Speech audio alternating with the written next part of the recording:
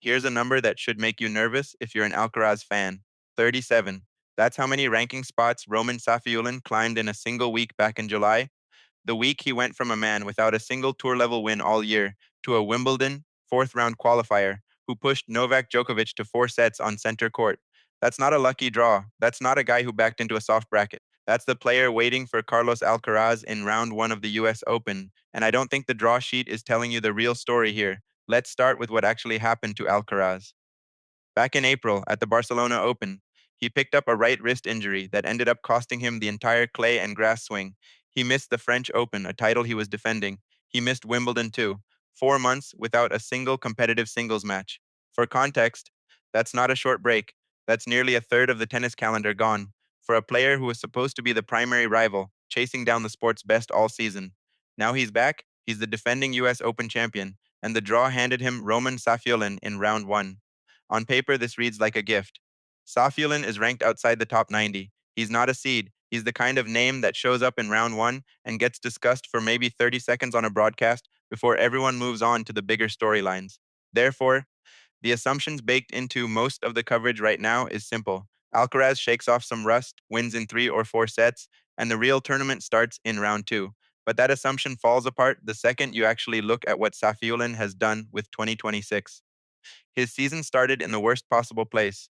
His 2025 campaign ended after the US Open because of a knee injury, serious enough that his win loss record that year finished at 717. By the end of 2025, he'd fallen all the way to number 170 in the world, a brutal collapse from the career high number 36 he'd hit back in January of 2024. He came into this season with legitimately nothing. No ranking protection worth mentioning, no tour level win anywhere on the calendar, grinding through challenger qualifying just to stay employed as a professional tennis player. Then something clicked. He won back to back challenger titles in February in Oeiras and Mauthausen, rebuilding his ranking points the slow, unglamorous way. And when he arrived at Wimbledon this July, he had zero tour level wins on the year and had to come through qualifying just to get into the main draw. What he did next is the part that should actually worry you if you're Alcaraz. Safiullin ran off 3 straight wins to reach the fourth round, including a win over Joao Fonseca, and broke down in tears on court afterward. His own words, even half a year ago, I didn't know whether I would be able to come back. Then he took Djokovic, a man chasing his 25th major, a man who just set the all-time Wimbledon win record in that very match, to 4 sets on center court, forcing a tiebreak in the first set and stealing the third outright before Djokovic finally shut the door. Here's the part I keep circling back to. Safiullin and Alcaraz are structurally living the same story right now. Both spent months out with injury. Both are mid comeback, still building match rhythm rather than operating at full career form.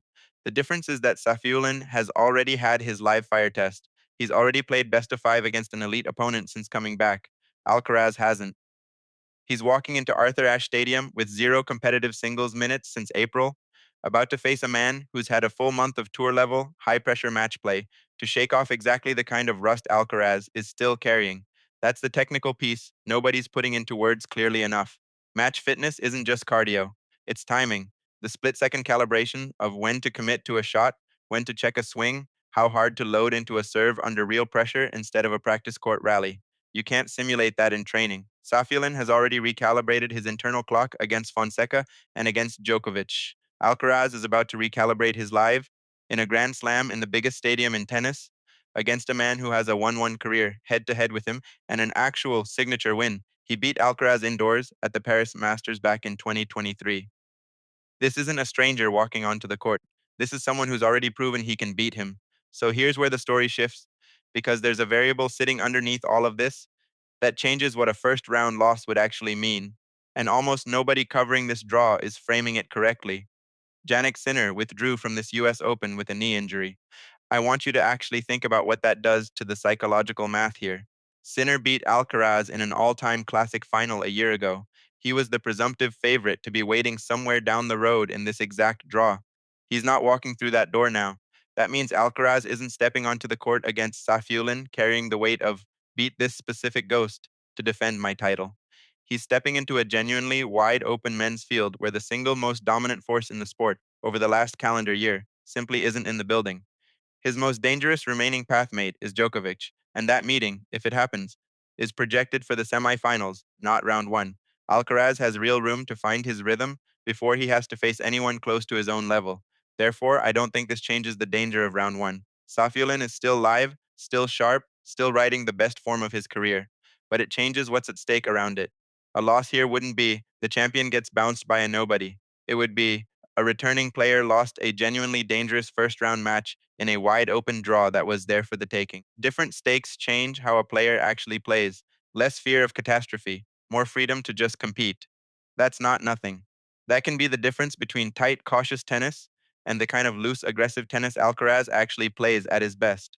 Here's what I'd actually watch for once the ball is in play, because I think it tells the story before the scoreboard does. Track Alcaraz's first serve percentage set by set. That's the shot that puts the most load on the wrist. Full extension, full pronation, no margin for hesitation. If it starts shaky in set one and climbs as the match goes on, that's just normal rust clearing, and it's a good sign for the rest of his tournament. If it stays low into a third or fourth set, that's your real tell that the wrist isn't fully trusting the shot yet. Best of five format and all. Here's what I'd actually watch for, because I think it tells you everything before the scoreboard does. Track Alcaraz's first serve percentage set by set. In the doubles match, he struggled to find his first delivery consistently in that opening set against Routliff and Glasspool before settling in.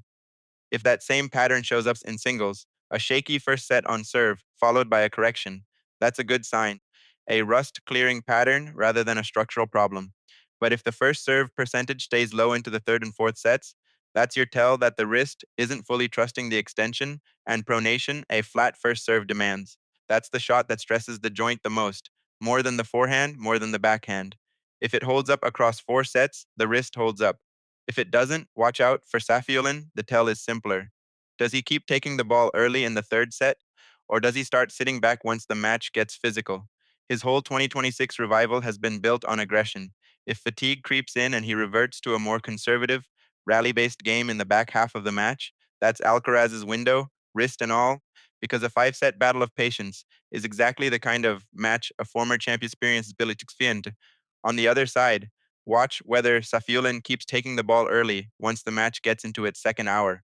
That's the exact pattern that carried him past Fonseca and pushed Djokovic to four sets, aggression on the rise, refusing to sit back and rally patiently.